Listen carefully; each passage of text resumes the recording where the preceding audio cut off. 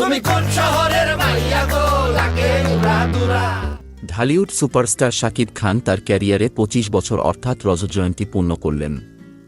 1999 সালের 28 মে মুক্তি পেয়েছিল তার প্রথম ছবি। তাই শাকিব খানের জন্য এই তারিখটি বিশেষ এই দিনে শাকিব অভিনীত তুফান সিনেমার লাগে উড়াধুরা গান প্রকাশ করলেন নির্মাতা রায়হান রাফি। মঙ্গলবার সন্ধ্যা 6টার দিকে এসবিএফ চ্যানেলে মুক্তি দেওয়া হয়েছে লাগে উড়াধুরা গানটি। গানে দেখা যাচ্ছে রাতের জমকালো পার্টিতে নাচছেন শাকিব খান ও কলকাতার অভিনেত্রী মিমি চক্রবর্তী। গানের শেষের দিকে শাকিবকে সঙ্গ দিয়ে দেখা দিয়েছেন সঙ্গীতশিল্পী প্রীতম হাসান।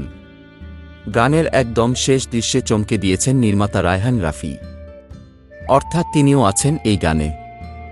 লাগে উড়াধুরা গানের কথা লিখেছেন রাসেল মাহমুদ ও শরীফ উদ্দিন। গানটি গেয়েছেন প্রীতম হাসান এবং কলকাতার শিল্পী অন্তরা রায়। সঙ্গীতায়োজন করেছেন প্রীতম ও রাজ্জাক দেওয়ান। সিনেমাটি চলতি বছরের আসন্ন কোরবানির ঈদে প্রেক্ষাগৃহে মুক্তি পাবে। নির্মাতা রায়হান রাফি পরিচালিত এ সিনেমায় কেন্দ্রীয় চরিত্রে অভিনয় করেছেন শাকিব খান। তার বিপরীতে আছেন ঢালিউড নায়িকা মিমি চক্রবর্তী ও বাংলাদেশের মাসুমা রহমান নাবিলা। এছাড়া গুরুত্বপূর্ণ চরিত্রে আছেন অভিনেতা চঞ্চল চৌধুরী।